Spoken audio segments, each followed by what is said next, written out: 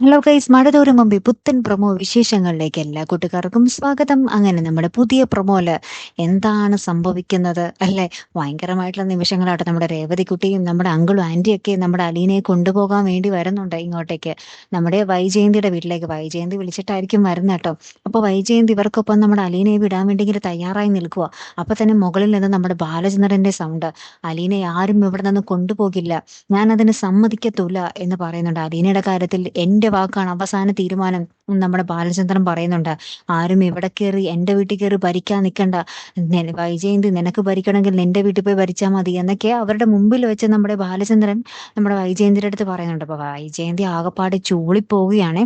അപ്പൊ അലീനയ്ക്കാണെങ്കിൽ ഈ ഒരു അങ്ങോട്ടും ഇങ്ങോട്ടുള്ള വെല്ലുവിളിയൊക്കെ കേട്ട് മതിയായി, മനസ്സ് മടുത്തിങ്ങനെ നിൽക്കുക, ഭയങ്കര സങ്കടപ്പെട്ട്.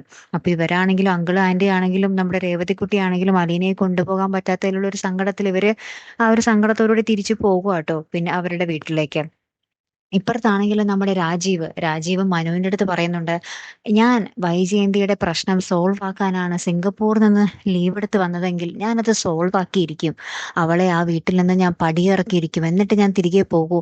അതിൽ നീ ഇടപെടേണ്ട ആവശ്യമില്ല മനു എന്നും പറഞ്ഞ് നമ്മുടെ മനുവിന്റെ അടുത്ത് നമ്മുടെ രാജീവ് കാര്യങ്ങളൊക്കെ പറയുന്നുണ്ടേ. അപ്പൊ മനുവും ആകെപ്പാടെ ഇങ്ങനെ ഭയങ്കര സങ്കടത്തിൽ നിൽക്കുകയാണ്. എന്തൊക്കെയാകും എന്ന് ഒരു പിടിയുമില്ലാത്തൊരു നിമിഷങ്ങളാട്ടോ നമുക്ക് പ്രൊമോയിൽ കാണുവാൻ സാധിച്ചതേ. കാത്തിരുന്നേനെ കാണാട്ടോ. അടുത്തൊരു വീഡിയോയുമായി വരുന്നത് വരയ്ക്കും ഗുഡ് ബൈ.